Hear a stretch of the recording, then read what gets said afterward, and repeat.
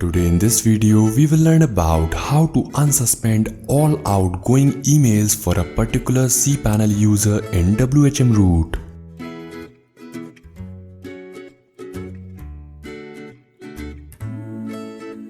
For that, we need to apply some SSH level commands at root level.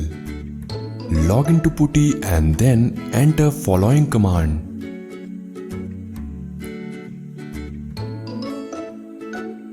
Now you will find that the account is unsuspended successfully for all emails. Now whenever you send any kind of email from that particular cPanel account, it will be delivered and sent successfully.